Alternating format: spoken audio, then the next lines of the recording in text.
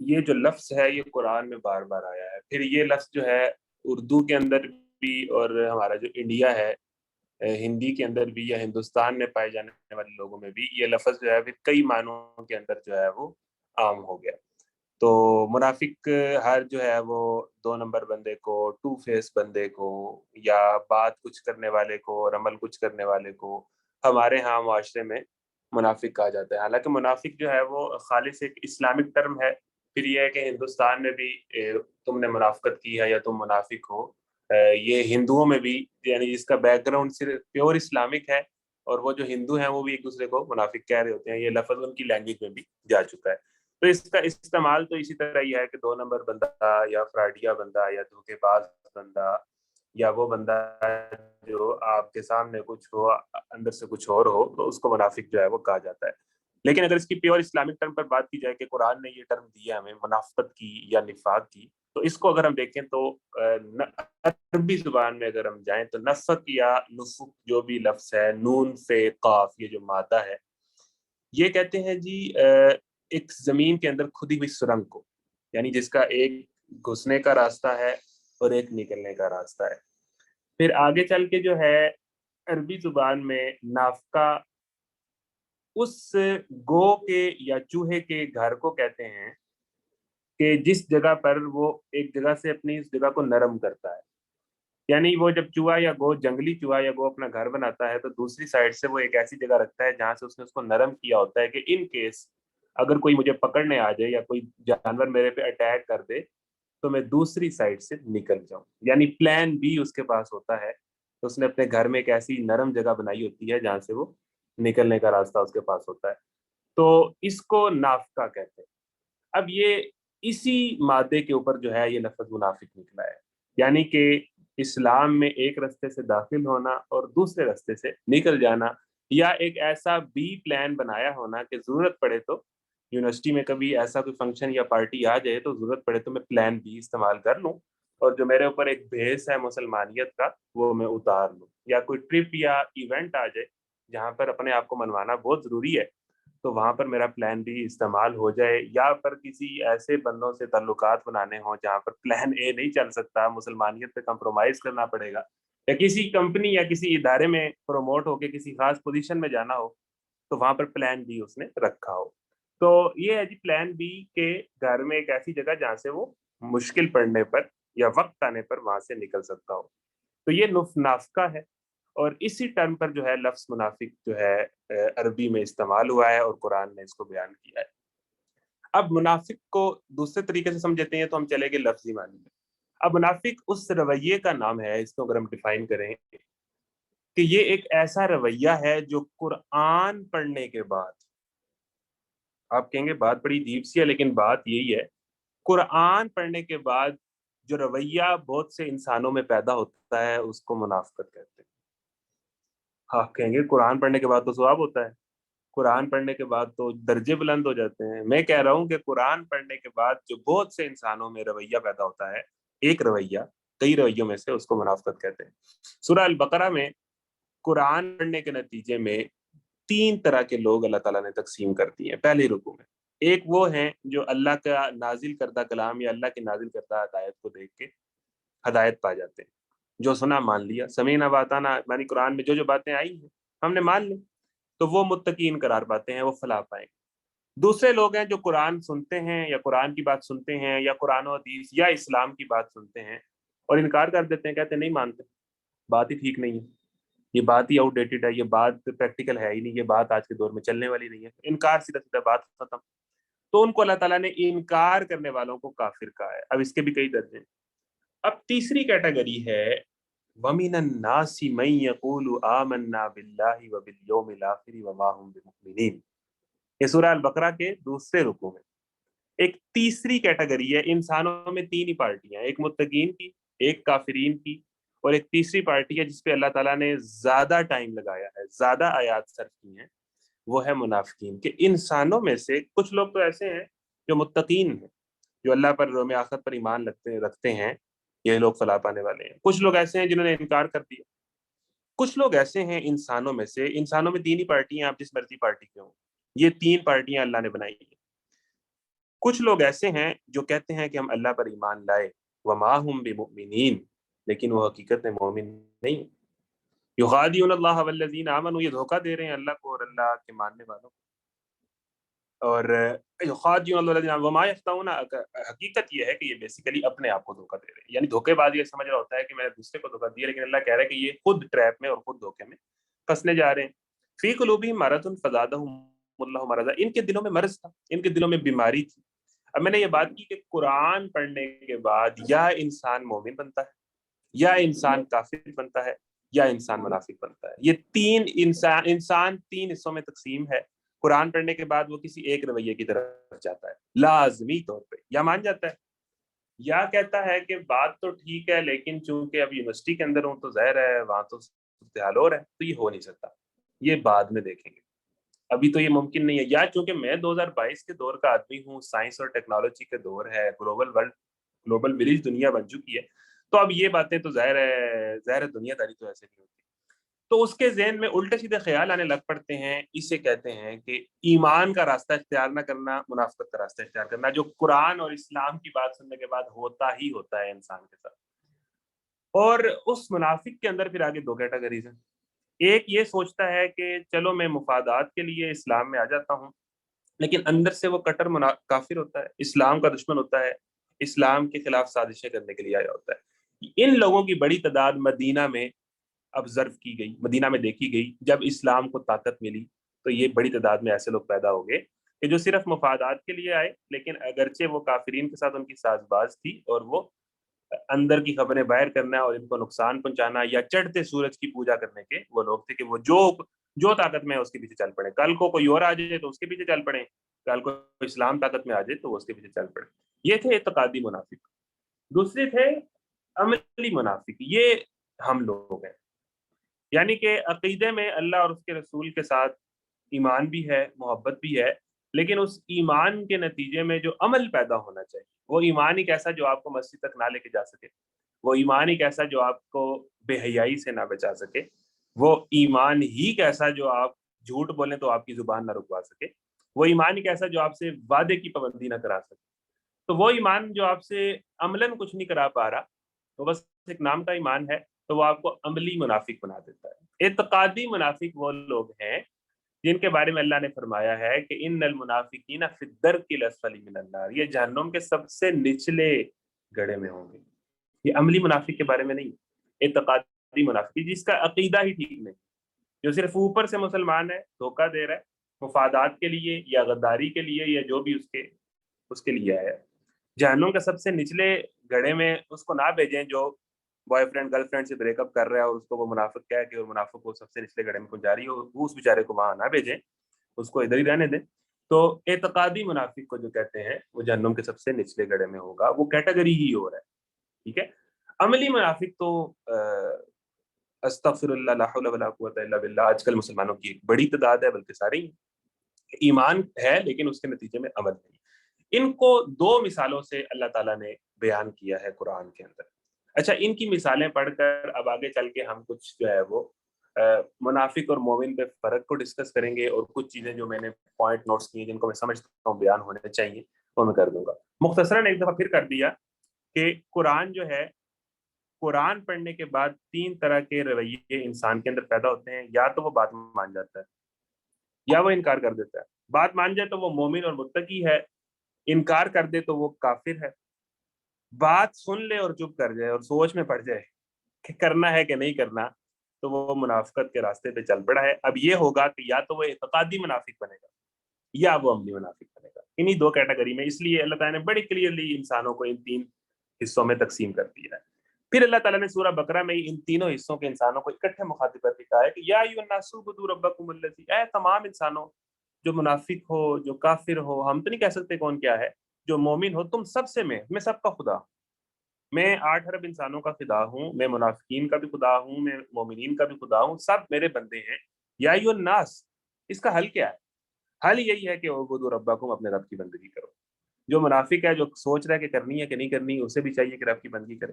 جس نے انکار کر دیا ہے اسے بھی چاہیے کہ ہوش کے ناخن لے، زندگی کے مقصد کے بارے میں اتنا بڑا فیصلہ نہ کرے، زندگی کو اتنا ایزی نہ لے یہ بس اپنی مرضی سے گزار دینی، اور جو مومن ہیں وہ بھی اس پہ مزید پختہ ہو جائیں۔ کرنا کیا ہے، وما خلقت الجن والانس الا لیعبدون، کہ اللہ تعالیٰ نے جن اور انسانوں کو اپنی ہی بندگی کے لیے پیدا کیا ہے۔ اچھا جی، اب ہم آ جاتے ہیں کہ ان دو مثالوں کو اللہ تعالیٰ نے کس طرح بیان کیا ہے۔ پہلی مثال کو تو اللہ تعالیٰ نے کہا ہے کہ صم بکم عمی فہم لا یرجعون، یہ تو وہ لوگ ہیں کہ یہ بہرے ہیں، یہ اندھے ہیں، یہ گونگے ہیں، یہ واپس نہیں لوٹیں گے، یہ واپس نہیں پلٹیں گے۔ یہ ان کا تو مقصد ہی، ان کا تو گول ہی اور تھا اسلام میں آنے کا، ٹھیک ہے نا۔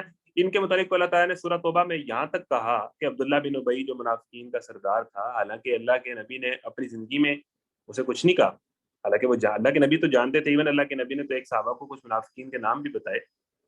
تو اس ان تستغفر لهم او لا تستغفر لهم ان تستغفر لهم 70 مرة فلن يغفر الله لهم، کہ اگر تم ان کے لیے 70 مرتبہ بھی اللہ کے نبی معافی کی دعا مانگو گے نا، ہم کیا کہتے ہیں کہ اللہ کے نبی شفاعت ہو جائے گی، یہ غلط کنسپٹس ہیں نا ہمارے یہاں کے، بچ جائیں گے فلانے پیر کے ساتھ اور یہ بچ جائیں گے، کچھ بھی نہیں ہے۔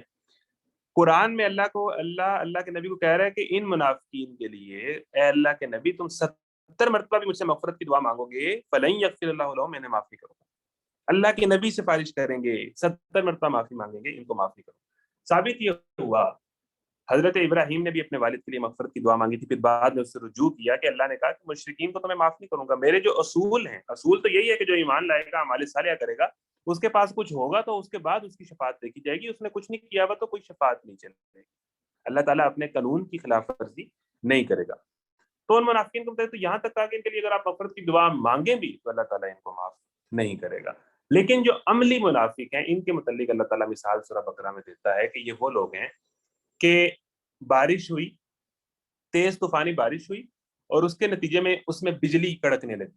جب یہ بجلی کڑکتی ہے تو یہ لوگ کیا کرتے ہیں، یہ اپنی آنکھیں بند کر لیتے ہیں اور اپنے کانوں میں انگلیاں ٹھوس لیتے ہیں، لیکن جب بجلی کے آنے سے تھوڑی سی روشنی پیدا ہوتی ہے تو اس میں تھوڑا سا چل بھی لیتے ہیں۔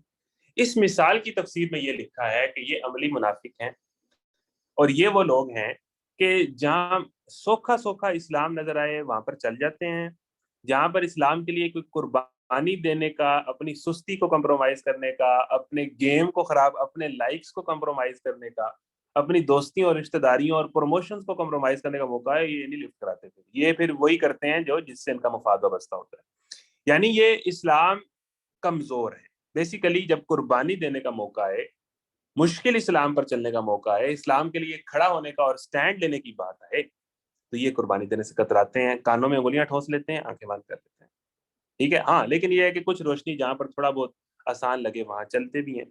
بعید نہیں، آگے اللہ تعالیٰ نے بات بڑی سخت کی، بعید نہیں کہ ایسے منافقین کی اللہ تعالیٰ بصارت سلب کر لے اور انہیں اسی کیٹیگری میں شامل کرتے جو پچھلی کیٹیگری ہے، جو جہنم کے نچلے گڑھے میں ہے، جن کے لیے معافی بھی مانگو گے تو معافی نہیں ملے گی، اور بلا توبہ استغفر اللہ۔ اگر اس رویے کا، جو عملی منافقت کے رویے کا جو لوگ شکار ہیں، اگر انہوں نے اپنے آپ کو امپروو نہ کیا، اپنے آپ کو ٹھیک نہ کیا، یعنی ایک گناہ میں انوالو ہیں اور 5 سال 6 سال ہو گئے ہیں اسی گناہ میں کری جا رہے ہیں، سوچ ہی جا رہے ہیں کہ آپ چھوڑ دیں گے، آپ چھوڑ دیں گے، ایک ایڈکشن میں انوالو ہیں اور اس کے بعد وہ کئی عرصہ گزر گیا اس کو چھوڑ ہی نہیں پا رہے، اب یعنی یونیورسٹی لائف گزر جائے گی، جوانی گزر جائے گی، تب ٹھیک ہو جائیں گے۔ اللہ تعالیٰ کہہ رہا ہے کہ اگر انہوں نے اپنے آپ کو ٹھیک نہ کیا تو قریب ہے کہ اللہ تعالیٰ ان کی سماعت و بصارت سلب کر لے اور انہیں اسی کیٹیگری میں شامل کر دے جو پچھلی خطرناک کیٹیگری ہے۔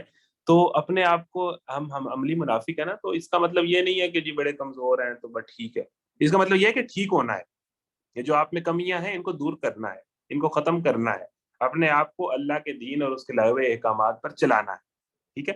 عملی منافق وہ ہے جو اللہ تعالیٰ کے احکامات پر عمل کرنے میں سستی کرتا ہے، زبان سے کچھ کہتا ہے، زبان اس کی ان ساری چیزوں کا اقرار کرتی ہے اللہ تعالیٰ کے احکامات کا، یعنی جب بھی مسلمانوں کے سامنے آپ بات کریں کہ اللہ ایک ہے تو وہ کہتے ہیں جی اللہ ایک ہے، یہ کون نہیں کہتا؟ جس مسلمان کے سامنے آپ کہیں کہ راضی کر اللہ ہے، وہ کہے گا راضی کر اللہ ہے، تو عملی طور پر اس کی حرکتیں یہ بتا رہی ہوں گی کہ راضی کر اللہ نہیں، ٹھیک ہے نا۔ تقدیر پر اس کا ایمان نہیں ہوگا، رزق پر اس کا ایمان نہیں ہوگا، یہ جو رزق حاصل کرنے کے لیے حرام راستے اختیار کرتے ہیں یہ اس بات کا ثبوت دیتے ہیں کہ راضی کر اللہ نہیں ہے، انہیں لگتا ہے کہ میں کسی اور طریقے سے رزق فوراً حاصل کر لوں، اللہ نے تو مجھے دینا نہیں ہے۔ تو جو بھی، یعنی کہ یہ ساری چیزیں ایمان کی کمزوری کی علامتیں ہیں جو انسان کے عمل میں ظہور میں نظر آتی ہیں، ٹھیک ہے نا۔ تو اللہ پر ایمان کی کمزوری ہے جو نماز میں کمزوری، اخلاقیات میں کمزوری، اعمال میں کمزوری، فرائض کی ادائیگی میں کمزوری کی، یہ ساری عملی منافقت ہے.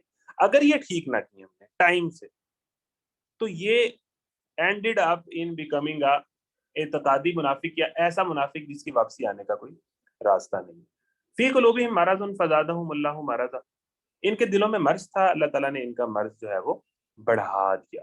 اب یہ وہ ایسی بات ہے جس کے متعلق اللہ کے نبی کی حدیث بھی ہے کہ انسان جب گناہ کرتا ہے نا تو اس کے دل پہ ایک کالا دھبا لگ جاتا ہے.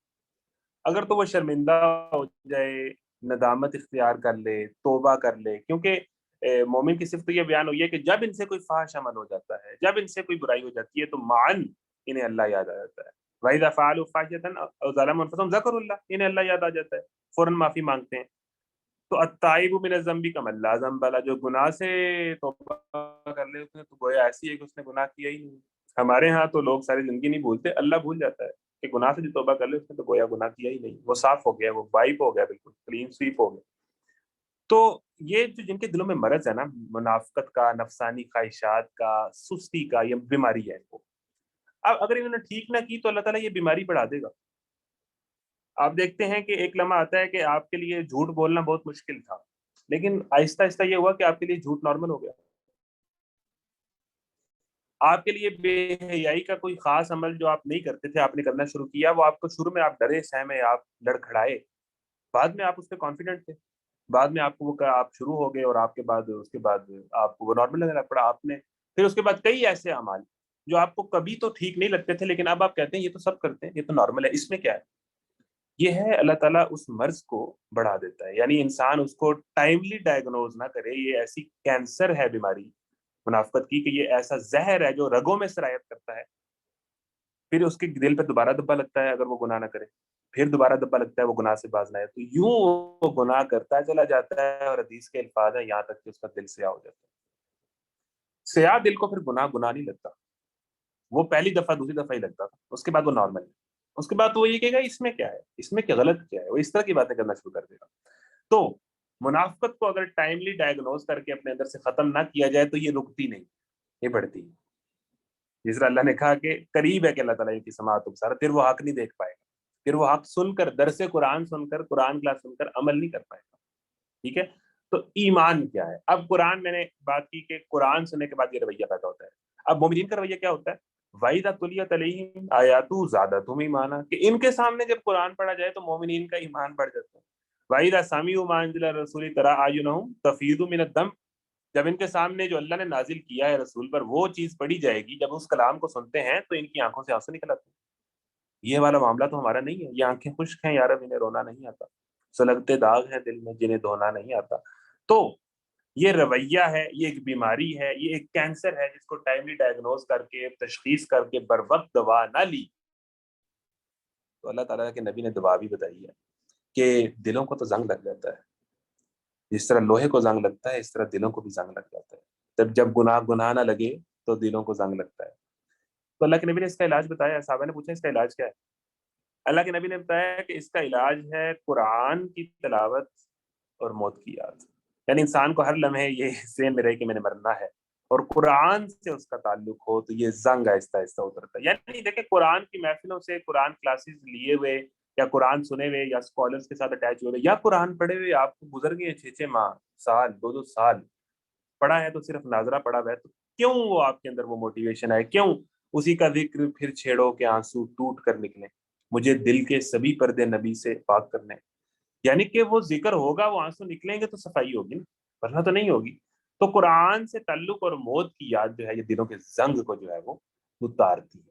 ٹھیک ہے نا. اللہ پر ایمان اور اللہ سے دعا جو ہے وہ اس زنگ کو، اور اللہ سے اور بہتر ہونے کی کوشش اور سٹرگل جو ہے، یہ احساس کہ جو میرے اندر چیز ہے یہ نہیں ہونی چاہیے، اور اللہ کا خوف اور اللہ کے سامنے جواب دہی کا احساس جو ہے کہ میں نے مر کے جانا ہے، یہ چیز دلوں کا زنگ اتارتی ہے. اچھا کچھ باتیں جو میں نے نوٹ کی ہیں وہ میں بیان کر کے اپنی بات مکمل کر دیتا ہوں، اس کو زیادہ ہم لمبا نہیں کریں گے. اچھا جی، اب ایک حدیث میں نے اینڈ پر آپ کو سنانی ہے، وہ ایسے بڑی ہی ڈرا دینے والی حدیث ہے. اس سے پہلے میں کچھ باتیں قرآن اس کے بارے میں کیا کہتا ہے وہ کچھ آپ کے سامنے بیان کر دوں گا. نفاق کے معنی آپ کے سامنے رکھ دیے کہ نفاق جو ہے وہ جنگلی جو ہے نفقہ کہ وہ جگہ ہے جس کو اس نے نرم رکھا ہوتا ہے پلان بی کے طور پہ کہ وہاں سے نکل جائے گا جب کوئی اسلام کے لیے مشکل چیز پر عمل کرنا پڑے گا تو وہ وہاں سے نکل جائے گا۔ اچھا جی، پھر آگے سورہ احزاب، سورہ توبہ، سورہ بقرہ، یہاں پر آپ کو منافقین کا بڑا ذکر ملے گا۔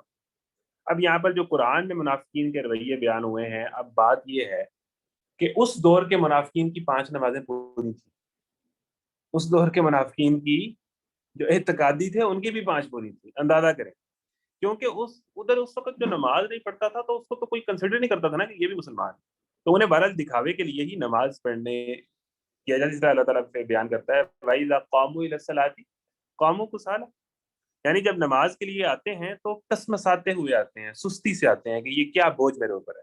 ثابت کیا ہوا، اس کو ہم جنرل کریں کہ منافق کی ڈیفینیشن یہ ہے کہ اس کو دین کا احکام بوجھ لگتا ہے، یہ کیا 5 نمازیں، یہ کیا پردہ، یہ کیا ذمہ داری میرے اوپر لگا دی، بوجھ۔ اور مومن کا معاملہ یہ ہے کہ اس کو دین کا حکم پر عمل نہ کرنے کے نتیجے میں بوجھ محسوس ہوتا ہے، یعنی آپ پر دین پر چلنا آپ کو آسان ہو جائے، اللہ تعالیٰ جس کے ساتھ رحمت کا ارادہ کرتا ہے اس کا سینہ اسلام کے لیے کھول دیتا ہے، اس کا دین کی طرف آنے کا دل کرنے لگ پڑتا ہے، اس کا دینی محفلوں میں دل لگنے لگ پڑتا ہے، اس کو دینی احکامات پہ ثابت قدمی ملنا شروع ہو جاتی ہے۔ اور جس سے اللہ ناراض ہو، جس کو اللہ پسند نہ کرے، تو اس کا یہ ہے کہ اس کا جب اسلام کی بات سنتا ہے تو اسے لگتا ہے کہ میری روح پرواز کر رہی ہے۔ یہ بھی الفاظ ہیں قرآن کے، الفاظ ہیں 8 پارے کے، فَمَن يُرِدِ اللَّهُ أَن يَهْدِيَهُ يَشْرَحْ صَدْرَهُ لِلْإِسْلَامِ وَمَن يُرِدْ أَن يُضِلَّهُ يَجْعَلْ صَدْرَهُ ضَيِّقًا حَرَجًا كَأَنَّمَا يَصَّعَّدُ فِي السَّمَاءِ۔ سے لگتا ہے کہ وہ جب اسلام کی بات سنتا ہے تو لگتا ہے میری روح پرواز کر رہی ہے، اسلامی احکامات اس کو بڑے بوجھ لگتے ہیں کہ یہ کیا ہے، یہ کیا ذمہ داری ہے۔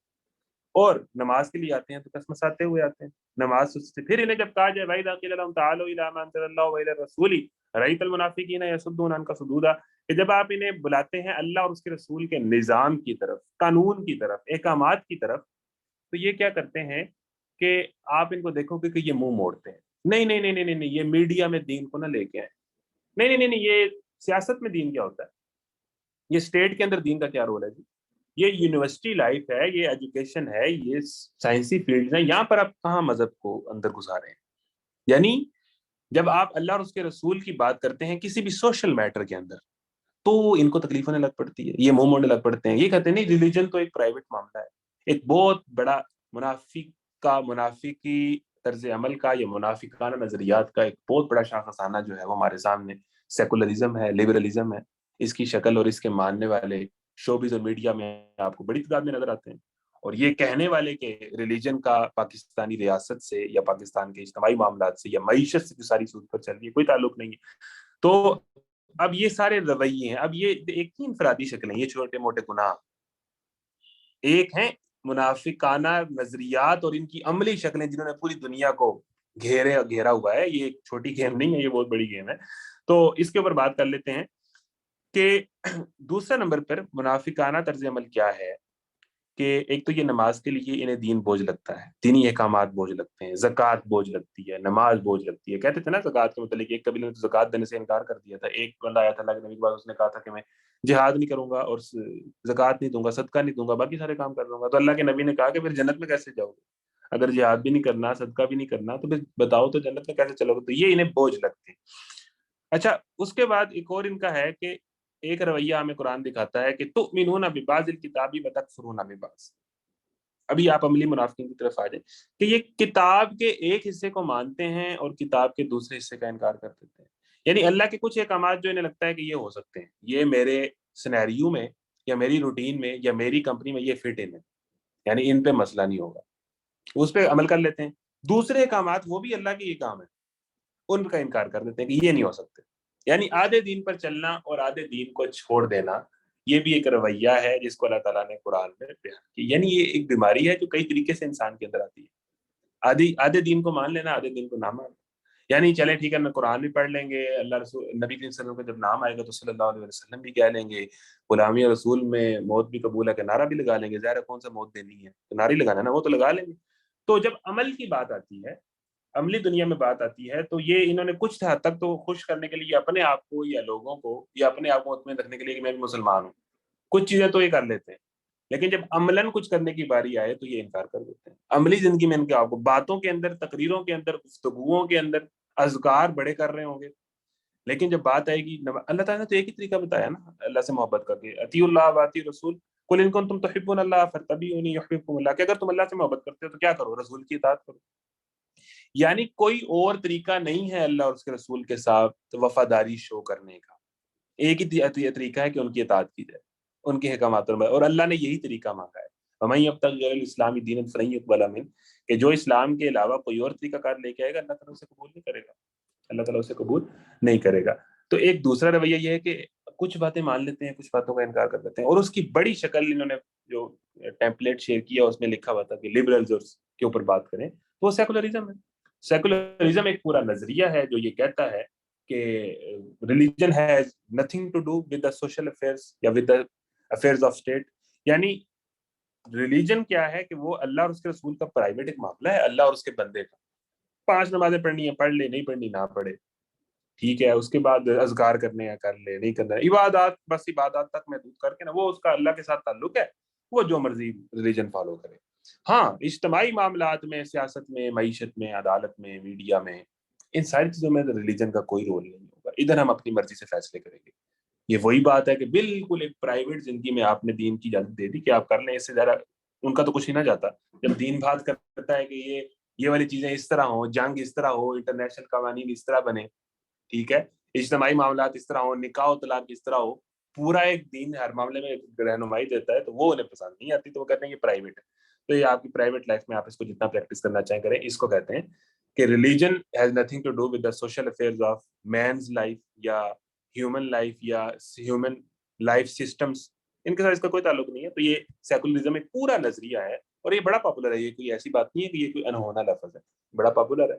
پھر جو اپنے آپ کو لبرلز کہتے ہیں وہ بھی یہی کہتے ہیں کہ ہم بیسیکلی آزاد ہیں، اور گویا وہ دین کی پابندیوں سے آزاد ہیں.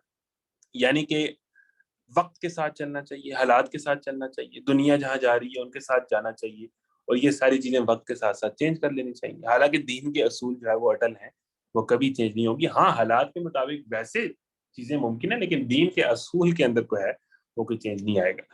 تو اس کے اوپر ہم بات کر لیتے ہیں کہ یہ اس کی اجتماعی شکلیں جو ہمیں ملکوں کے اندر، اسٹیٹس کے اندر اور اپنی امت کے اندر اور پوری دنیا کے اندر نظر آتی ہیں کہ دین کو ایک as a private matter deal کر کے لے کر چلنا، یہ بھی منافقانہ طرز عمل ہے.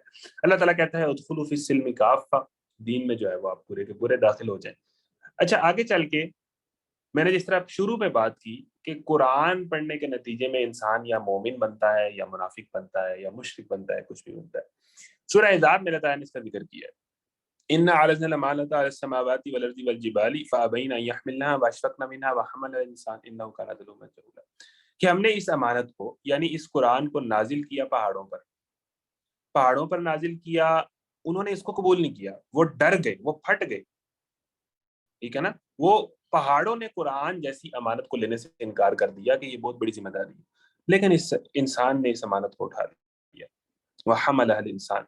اب اللہ تعالیٰ نے یہ کام قرآن کی امانت جو انسانوں کے ذمہ لگائی ہے، امت مسلمہ کے اوپر یہ جو قرآن لا کے اللہ تعالیٰ نے ایک ذمہ داری دی ہے کہ یہ کتاب ہے، اس کی پیروی سے اور اس کی عدم پیروی سے کامیابی اور ناکامی وابستہ ہے پوری انسانیت کی. یہ اللہ تعالیٰ نے اس امانت کو انسان کو اس لیے دیا لِيُعَذِّبَ اللَّهُ الْمُنَافِقِينَ وَالْمُنَافِقَاتِ وَالْمُشْرِكِينَ وَالْمُشْرِكَاتِ وَيَتُوبَ اللَّهُ عَلَى الَّذِينَ يَتَوبُونَ، کہ قرآن کے ذریعے سے اللہ تعالیٰ اس کو پڑھ کے منافقانہ اور مشرکانہ رویہ اختیار کرنے والوں کو عذاب دے جہنم کا. وَيَتُوبَ اللَّهُ عَلَى الْمُؤْمِنِينَ، اور قرآن پڑھ کر اپنے طرز عمل کی اصلاح کر لینے والوں کو، توبہ کر لینے والوں کو، ظاہر ٹھیک تو کوئی بھی نہیں ہے، ان کو اللہ تعالیٰ معاف کر دے. یعنی اس قرآن کے نتیجے میں یہ اللہ تعالیٰ نے کہنا ہے کہ ہاں جی یہ منافق ہیں، یہ مشرکین ہیں، ان کو اللہ تعالیٰ عذاب دے، اور جو مومن بن جاتے ہیں ان کو اللہ تعالیٰ بچا لے اور کامیابی سے ہمکنار کر دے. یعنی بیسیکلی ہم نے یہ فیصلہ کرنا ہے کہ ہم نے مومن ہونا ہے کہ نہیں ہونا. یہ جو ہم شش و پنج کا شکار ہیں اور یہ منافقین کا رویہ ہے. مطلب دیکھ لیں اللہ تعالیٰ نے کیسی کیسی بات کر دی ہے. مذبذبین بین ذالک لا الہ الا ولا الہ الا، یہ تذبذب کا شکار ہے، نہ ادھر کے ہیں نہ ادھر کے ہیں. اور یعنی کہ خدا ہی ملا نہ مثال سلم، ادھر کے رہے نہ ادھر کے رہے، یعنی یہ تذبذب کا شکار ہے. یہ نہ اس سائڈ پہ ہے نہ اس سائڈ پہ، وقت آئے تو ادھر وقت آئے تو ادھر، یعنی کبھی ٹھیک اور کبھی غلط. تو یہ اس طرح کی کنفیوزڈ رویے کا شکار ہے، اور یہ ہماری یوتھ کا ایک بہت بڑا مسئلہ ہے. تو یہ ہم نے فیصلہ کرنا ہے اور اس بیماری کو ڈائگنوز کر کے ہم نے ایمان کے رویے کی طرف آنا ہے جو قرآن کا اصل مطلوب ہے. اچھا ایک शक्ल कुरान इसकी बड़ी खूबसूरत बयान करता है मुनाफिकीन की, वमिन अन्नासी मन यअबुदुल्लाह अला हर्फ, कि इंसानों में से कोई ऐसा है जो किनारे पर रहकर अल्लाह की बंदगी करना चाहता है। अब किनारे पे वो होता है कि जो डूबने से डरता है, जो समंदर के तूफान से और समंदर के अंदर डुबकी लगाने डरता है, वो किनारे पे रहता है कि किनारे पे खड़े होकर समंदर के कोई फवाइद भी ले ले, पानी के कोई फवाइद भी ले ले, और जब समंदर कोई ठाठे मारे तो वो किनारे पे हो तो उसकी जान बचाना आसान। ठीक है, तो अल्लाह ताला ने बड़े खूबसूरत अंदाज से बयान किया इस साइकोलॉजी के इंसान को कि वो किनारे पे खड़ा होकर अल्लाह की बंदगी करना चाहता है, सोखा सोखा दीन, आसान आसान दीन, यानी जिससे आपके जाती मामलात को और आपके इज्तिमाई मामलात को और आपके टिकटॉक अकाउंट को कोई नुकसान ना पहुंच रहा हो, वो वाला दीन जिसमें उसके जो फवाइद हैं, एक इस्लामिक स्टोरी शेयर करने के वो भी चलते रहे, बाकी हम भी चलते रहे, तो उससे आपको कुछ ना होगा, किनारे पे खड़े होकर आप अल्लाह की बंदगी कर रहे हैं। आगे अल्लाह ने फरमाया फ़इन असाबहु खैरुन इत्मअन्ना बी, जब इससे इन्हें इसका फायदा मिलता है किनारे पे खड़े होकर अल्लाह की बंदगी करने वाले को, तो वो मुतमिन हो जाता है। वइन असाबतु वमिन अन्नास मन यअबुदुल्लाह अला हर्फिन असाबहु खैरुन इत्मअन्ना बी वइन असाबतु फित्ततुन इनक़लब अला वजही खसिरत दुनिया वल आखिरह, और जब नुकसान पहुंचता है तो वो चेहरा पलट लेता है, क्योंकि वो किनारे पे खड़ा होता है। मुझको मुश्किल अमल करने का या कुर्बानी देने का या इस्लाम के लिए कुछ स्टैंड लेने की बात आती है, या वो इबादत और वो फराइज जो आपसे बहरल वक्त की कुर्बानी, माल की कुर्बानी, जान की कुर्बानी, सलाहियतों की कुर्बानी मांगते हैं, तो वो करने से ये भागते हैं। इवन आप नमाज को देख लें, नमाज बहरल आपसे वक्त की कुर्बानी मांगती है, सुस्ती की कुर्बानी मांगती है, आपसे कमिटमेंट मांगती है, आपसे वफादारी मांगती है, आपसे कंसिस्टेंसी मांगती है, वो आप नहीं देने को तैयार, तो ये मुंह फेर के भाग जाते हैं। आगे अल्लाह ने कहा खासिरत दुनिया वाल आखिरत, दुनिया में भी खसारा, आखिरत में भी खसारा। इस तजब्जुब का रवैया और किनारे पे खड़े होने वाली बंदगी से ये इस दावे हैं कि शायद मुझे कुछ तो मिलेगा ना, कुछ नहीं मिलेगा, हशर में किससे अकीदत का सिला मांगोगे, ये जो दरमियाना रास्ता है ना, इससे कुछ नहीं मिलेगा। खासिरत दुनिया, दुनिया में भी कुछ नहीं मिलेगा, वल आखिरत, दोनों का खुसरान है, ज़ालिका वल खुसरानुल मुबीन, ये तो खुला खसारा है। फिर आगे चल के हम कुछ और बातें करके मैं अपनी बात को इख्तिताम पर ले जाता हूँ। सूरह मुनाफिकून के अंदर अल्लाह ताला ने फरमाया कि इज़ा जाअकल मुनाफिकून क़ालू नशहदु इन्नका लरसूलुल्लाह वल्लाहु यअलमु इन्नका लरसूलुहु वल्लाहु यशहदु इन्नल मुनाफिकीन लकाज़िबून, अल्लाह गवाही देता है कि मुनाफिकीन झूठे हैं, ये कहते हैं कि आप अल्लाह के रसूल नहीं हैं, हालांकि अल्लाह गवाही देता है कि आप अल्लाह के रसूल हैं। इज़ा रअयतहुम तुअजिबुका अजसामुहुम, यानी अल्लाह ताला कहता है कि जब आप इन मुनाफिकीन को देखोगे तो इनके बड़े-बड़े जिस्म, बड़े-बड़े डोले, अच्छी-अच्छी पर्सनैलिटीज़, और जब ये बात करते हैं तो बोलते चले जाएं, गुफ्तगुएं, ऐसे-ऐसे एंकर पर्सन, ऐसी-ऐसी बातें, ऐसे-ऐसे इनके पास नॉलेज और ऐसी-ऐसी जुबान, चिर्ब जुबानी बातें इनको बड़ी आती, बातें करने के ये बड़े माहिर हैं, गुफ्तार के ये बहुत कादी हैं, जिस्म इनके बड़े हैं, पर्सनैलिटियाँ इनकी बड़ी हैं। लेकिन उस सारी चीज़ों के बावजूद यही चीज़ें हम देखते हैं ना, यहीं पे मर रहे होते हैं ना, ये जितने हमारे सेलिब्रिटीज़ हैं, ये जो बहरल जो है वो बेहयाई के पायनियर्स हैं, इस दुनिया, इस मुल्क के अंदर और इससे बाहर भी, और जिनको हम मानते हैं, फिर ये जितने हमारे जो यूट्यूबर्स के अंदर आप एक वो पूरी दुनिया है जिनका काम गालियां देना है, रोस्टिंग करना है और एक दूसरे की इज्जतें उतारना है, फिर जो है ऐसी कॉमेडी करना है कि जो बहरल वल्गैरिटी और बेहयाई के उसके अंदर आ जाते हैं। मोमिन फाश बकने वाला, लान तान करने वाला नहीं होता, मोमिन गंदगी गलीज गुफ्तगू करने वाला नहीं होता, ठीक है ना।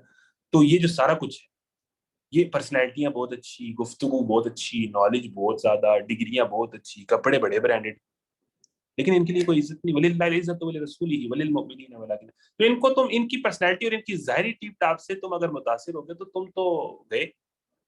मुतासिर किससे होना है? ईमान से होना है, इखलास से होना है, ईमान के साथ कुर्बानी से होना है। ये तो अल्लाह ताला ने आजमा के रहना है कि मोमिन सिर्फ कलमा पढ़ के जन्नत में जा रहा है, उसने ईमान के लिए एक कुर्बानी भी दी है, उसने साबित किया भी है कि मैं मुसलमान हूँ। तो ये सारे मामलात हमारे साथ चलते हैं। अब शैतान, और ये जो बात मैंने की इस लेक्चर के अंदर कि इनका रिलेशन काफिरों से कैसा है, इनका रिलेशन काफिरों से तो अच्छा है। अब एक बंदा जो दुश्मन होता है वो तो किसी पार्टी के उसी बंदे पे अटैक करता है ना जो कमजोर हो।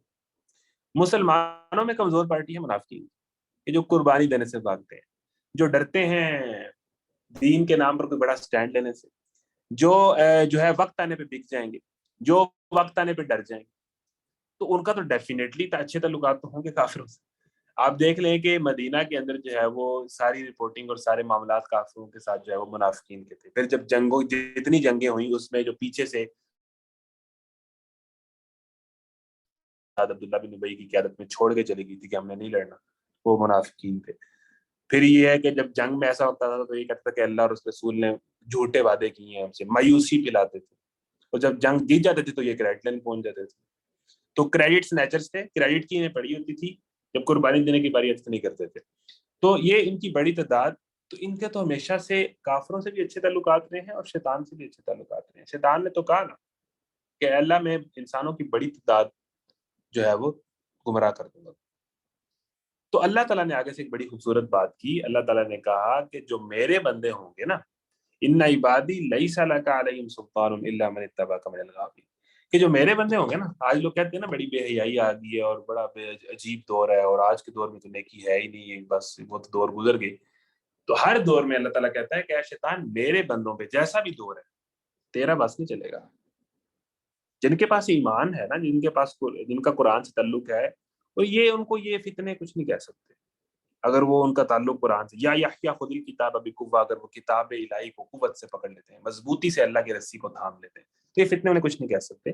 یہ فتنے, ہم تو ایک ڈائلاگ سن کر اور ایک ڈاکومنٹری دیکھ کے یا ایک پوڈ کاسٹ سن کر ہمارے ذہن چینج ہوتے ہیں, یار اس کی بات ٹھیک ہے, یار ٹھیک کہہ رہا ہے, وہ 4-5 فیکٹس اینڈ فگر ہمارے سامنے رکھتا ہے, ہمارے دماغ ہل جاتے ہیں.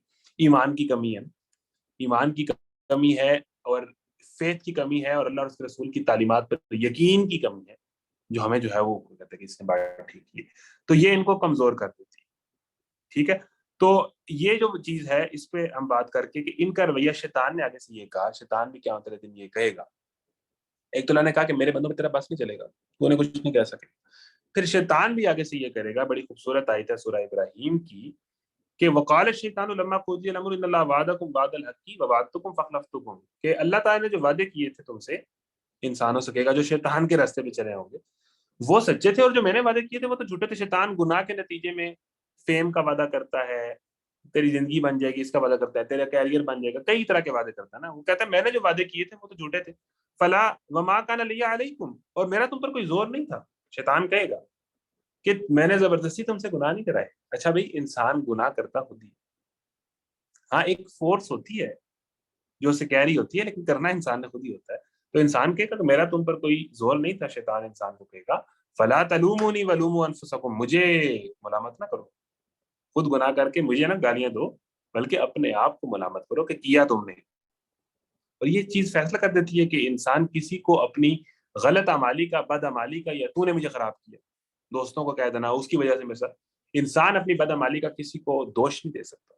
ولا تزر وازرۃ وزر اخری, بوجھ اٹھانے والا قیامت والے دن کسی کا بوجھ نہیں اٹھائے گا. تو مجھے ملامت نہ کر اپنے کو, تم نہیں میری مانی, تم ہی جانتے بوجھتے جو ہے وہ. اب دیکھیں, کیا ہمیں پتہ نہیں ہے کہ یہ گناہ ہے اور ہم وہ کر لیتے ہیں, چاہے وہ دوست کہہ رہا ہو, چاہے وہ کلچر کہہ رہا ہو, چاہے وہ سوسائٹی کہہ رہی ہو, آپ کو پتہ نہیں ہے غلط ہے, آپ ہی کرتے ہیں نا, آپ ہی کمزوری دکھاتے ہیں نا, آپ ہی اسٹینڈ. تو شیطان کہہ دے گا بھائی آپ مجھے ملامت نہ کرو, میرا تو پر کوئی زور نہیں تھا, تم اپنے راستے کی طرف تم کو دعوت دی, میں نے تو یہ بس یہ کیا اور تم نے میری دعوت پر لبیک کہا.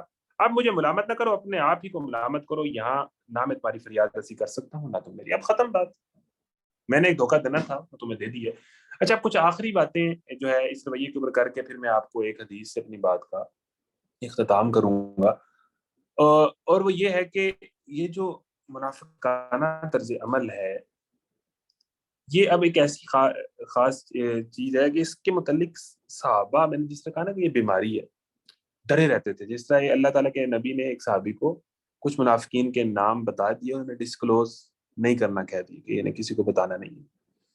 حضرت عمر کو ڈر لگ گیا, وہ ان کے پیچھے پڑ گئے کہ کہیں ان میں میرا نام تو نہیں, کہیں ان میں میرا نام تو نہیں. وہ بار بار ان سے پوچھے, یعنی حضرت عمر کو ڈر تھا کہ کہیں میں منافق تو نہیں ہوں. اندازہ کریں, وہ جو اسلام کے دوسرے خلیفہ ہیں, وہ جاتے تھے وہاں سے شیطان اپنا راستہ پلٹ لیتا تھا. وہ ان صحابی کے جو انہیں پتہ لگا کہ ان کو اللہ تعالیٰ کے نبی نے نام بتائے ہیں, تو وہ ان سے اصرار کرنے لگے کہ مجھے بس یہ بتا دو کہ کہیں میرا نام تو نہیں ہے. یہ ایک ایسا خوف ہے جو مومن کو لگا رہنا چاہیے. یہ نہیں کہ میں مومن ہوں. صحابہ اس کا کتنا خیال رکھتے تھے کہ کہیں مجھ میں نفاق کا روگ اور نفاق کی بیماری تو نہیں آ رہی. اللہ کے نبی نے حدیث سے ایک ڈیفینیشن بتائی کہ جب تم نیکی کرو تو تمہیں خوشی ہو, اور گناہ کرو تو وہ تمہارے دل میں کھٹکے یا تمہیں اس پہ ندامت ہو, تو سمجھ لو کہ تم مومن ہو. یہ ایک لٹمس ٹیسٹ بتایا اللہ کے نبی کہ انسان کو نیک کام کر کے خوشی اور سکون ملے اللہ کے حکم پر چل کے, اور گناہ کر کے اسے نارمل نہ لگے. It's normal. اس میں کیا ہے, گناہ کرنے کے نتیجے میں اس کو ایک شرمندگی ہو, ندامت تو یہ ختم ہو جاتی ہے ایسا. جب دل کالا ہوتا ہے نا تو یہ ختم ہو جاتی ہے, پھر انسان دوسری کیٹیگری میں چلا جاتا ہے. لیکن اس سے ندامت ہو, اس سے کوئی یہ میں نے کیا کیا, یہ مجھے نہیں کرنا چاہیے تھا, یہ مجھے چھوڑنا چاہیے, اس میں یہ احساس زندہ ہو.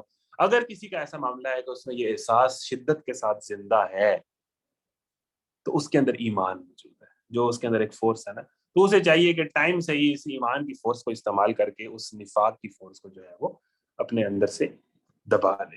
اچھا, اب منافقین کی طرز کے اوپر ایک اور حدیث اللہ تعالیٰ کے نبی نے بیان کی ہے کہ یہ میں آپ کے سامنے بیان کر دیتا ہوں, اس کے بعد ایک آخری حدیث بیان کر کے میں اپنی گفتگو کا اختتام کروں گا.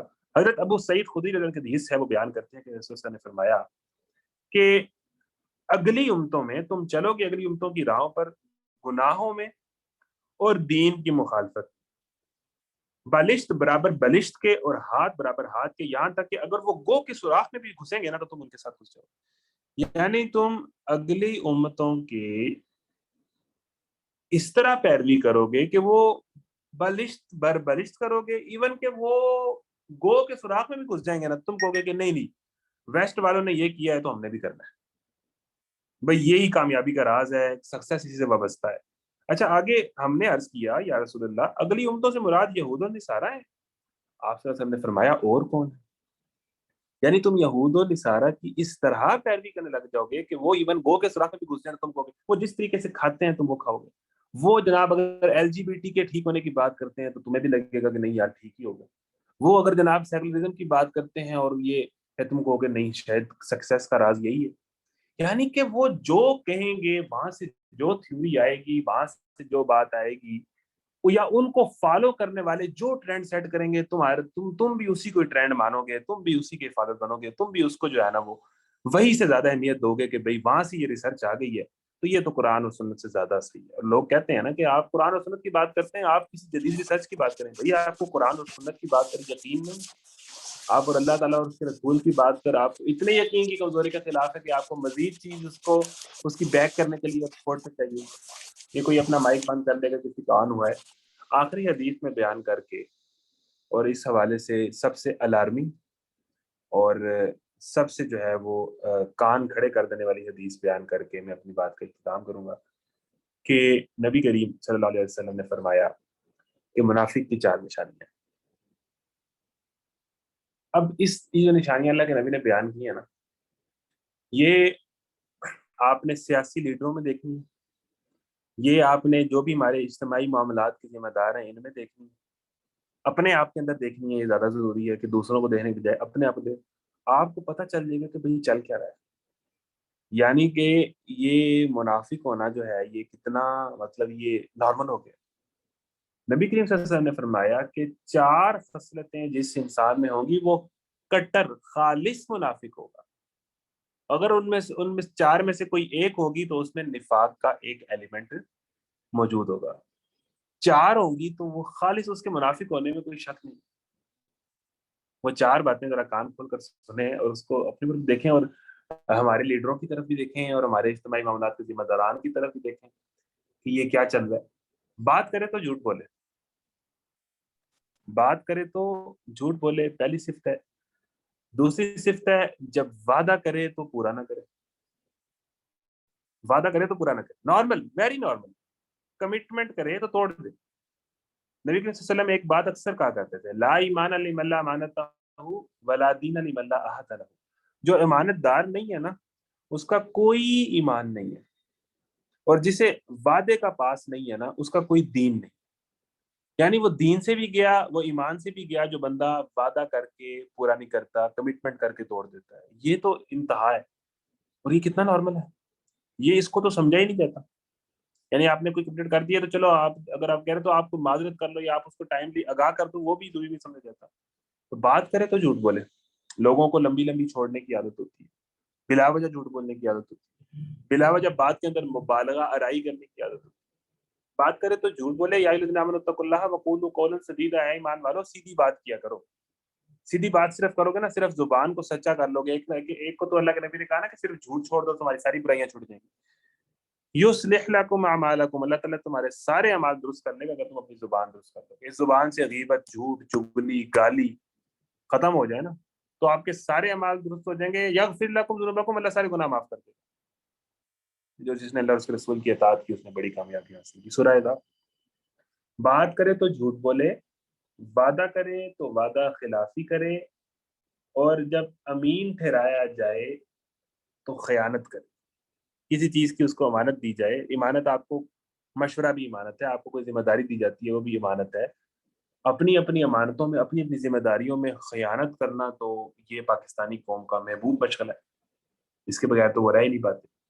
और उसके बाद एक ऐसी सिफ्त कि जब झगड़ पड़े, लड़ पड़े, या जब आप इससे इख्तलाफ करें तो गालियों पर उतर आए, गालियों पर उतर आए। ये तो हमारे यहाँ इतना नॉर्मल है कि थोड़ी सी अगर आप लड़ाई देखें या थोड़ी सी बहस होती है या थोड़ी सी तू तू मैमा होती है तो लोग बहुत गंदी गालियों पर उतर आते हैं।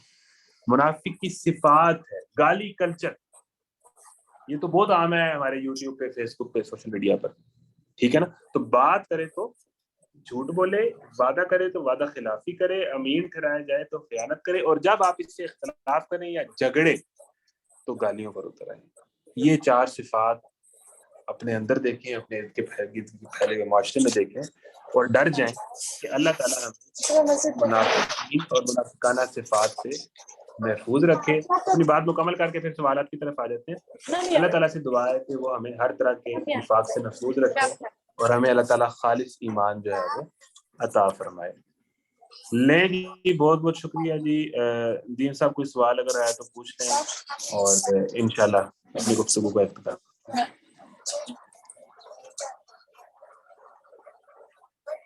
क्या लेने जाता हूँ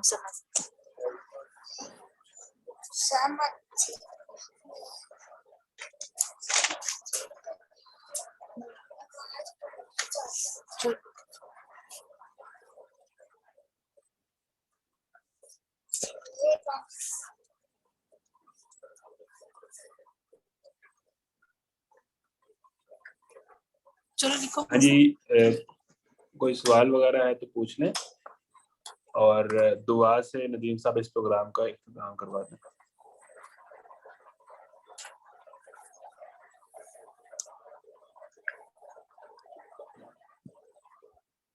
लें जी, बहुत शुक्रिया। मेरा ख्याल है कि हमारी सारी बातें मुकम्मल हो गई। जी ठीक है, बहुत शुक्रिया जी, बहुत शुक्रिया। बातें मुकम्मल हो गई हैं जी। हम दुआ करके इस प्रोग्राम का इख्तिताम कर देते हैं जी। अल्हम्दुलिल्लाह वस्सलातु वस्सलामु अला रसूलिल्लाह, रब्बना आतिना फिद दुनिया हसना व फिल आखिरति हसना व क़िना अज़ाबन्नार। या अल्लाह हमें हर तरह के निफाक से महफूज फरमा और हमें खालिस और सच्चा ईमान नसीब फरमा। अरे अल्लाह, कुरान में तूने मुनाफिकों के जो रवैये और जो सिफात बयान की हैं, उनको, उन एक एक सिफ्त को, उस एक एक रवैये को हमें अपने अंदर से, हमें महफूज भी कर और हमें ये तौफीक दे कि हम इन रवैयों को अपने अंदर से मिटा सकें, निकाल सकें, दूर कर सकें। रब्बना तकब्बल मिन्ना इन्नका अंतस समीउल अलीम व तुब अलैना इन्नका अंतत तव्वाबुर रहीम। सल्लल्लाहु तआला अला खैरि खल्क़ि मुहम्मदिन व अला आलिहि व सहाबिहि अजमाइन। बहुत शुक्रिया जी। अस्सलामु अलैकुम व रहमतुल्लाहि व बरकातहू। वेलकम जी, बहुत शुक्रिया।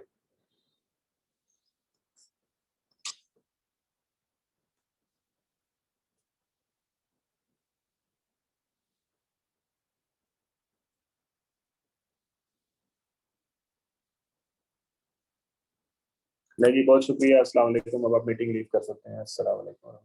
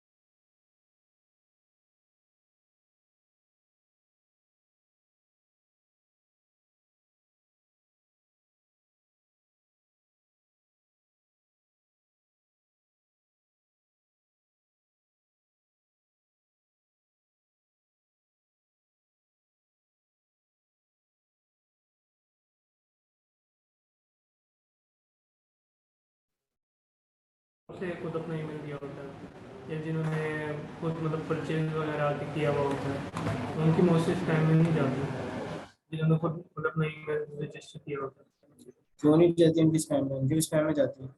اس میں کیا کہتے ہیں ہر جگہ اسٹڈی میں ہی بتا رہے تھے